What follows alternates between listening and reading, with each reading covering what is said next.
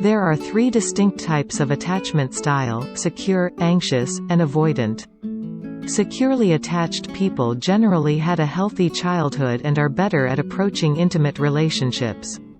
Anxious and avoidant people find intimacy more of a struggle. This is often because of a trauma in early life, such as neglect, poor parenting, or an abusive relationship.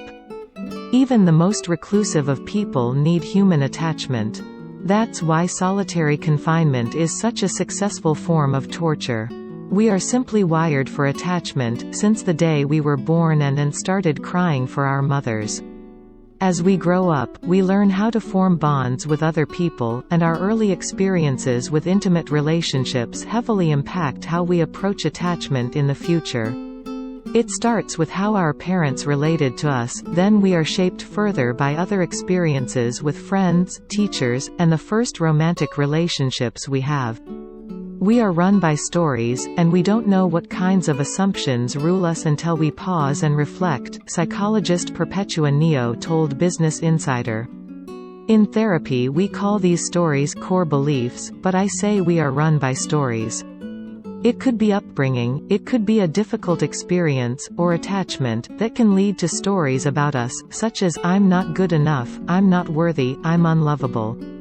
Our stories can place us anywhere on a wide spectrum of how we approach intimacy, but people can generally be divided into three categories for how they attach to others: avoidant, anxious, and secure. Avoidant and anxious attachment styles are often the result of early trauma, while secure attachment tends to mean your childhood was healthy. Here are the differences between them and how they affect your romantic relationships. 1. Secure attachment. About half of the population have a healthy, secure attachment style. This means they are comfortable with intimacy, and tend to be more satisfied in their relationships.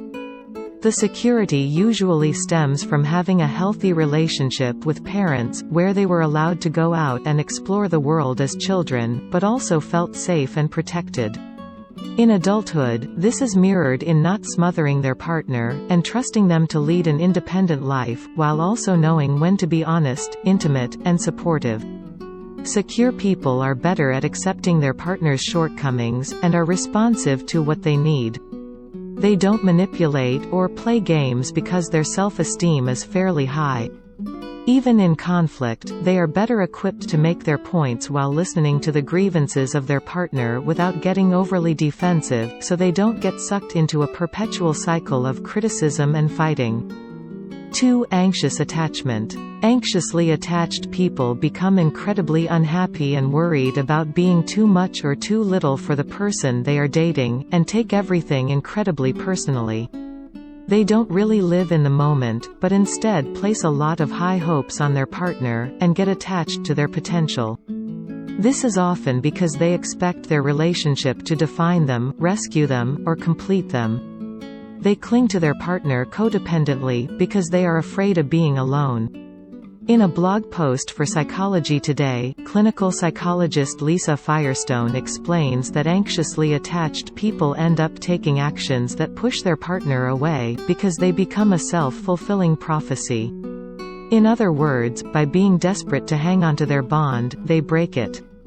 When they feel unsure of their partner's feelings and unsafe in their relationship, they often become clingy, demanding, or possessive toward their partner, Firestone wrote. They may also interpret independent actions by their partner as affirmation of their fears. For example, if their partner starts socializing more with friends, they may think, "See? He doesn't really love me.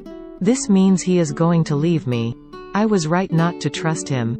In an attempt to alleviate their relationship anxiety, they sometimes play games in their relationship to get attention. This can be acting out, trying to make their partner jealous, or withdrawing and stop answering texts or calls. This rarely ends in happiness, because they end up attracting people with the third type of attachment style, avoidant.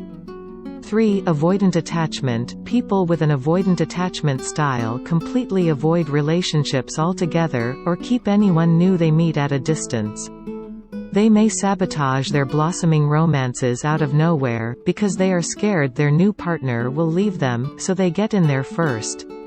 This is an unconscious attempt to make sure that they never again go through anything like they went through with their original caregiver, psychotherapist Allison Abrams told Business Insider. The irony is that by engaging in these defenses that we've learned we are actually recreating the very thing we were trying to avoid. Avoidantly attached people can be divided into two categories, dismissive and fearful. Dismissive avoidant people have the tendency to emotionally distance themselves from their partner and thus come off as overly focused on themselves.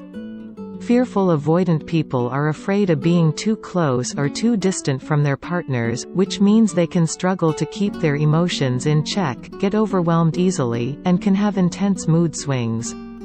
They see their relationships from the working model that you need to go toward others to get your needs met, but if you get close to others, they will hurt you, wrote Firestone. In other words, the person they want to go to for safety is the same person they are frightened to be close to. As a result, they have no organized strategy for getting their needs met by others. Humans are creatures of habit, and sometimes repeat behaviors to make up for the falls of their previous ones. In psychology, this is called repetition compulsion, and it essentially means you're trying to fix the past by pursuing similar situations or people who once hurt you. Anxiously attached people do this by pursuing avoidantly attached people. The avoidant one of the pair then has someone who is constantly after them, even if they put in little effort, while the anxious person's fears of not being enough are validated. How to break the cycle? Most people don't change their attachment style, according to Psych Central. But there are some ways you can alter yours, such as seeking therapy, and only pursuing relationships with securely attached people.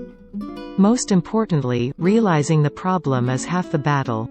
Once you are aware of how you attach to others, you'll be able to better recognize when you're reacting in a way that is directly related to your fears, according to Firestone. By becoming aware of your attachment style, both you and your partner can challenge the insecurities and fears supported by your age-old working models and develop new styles of attachment for sustaining a satisfying, loving relationship, she wrote.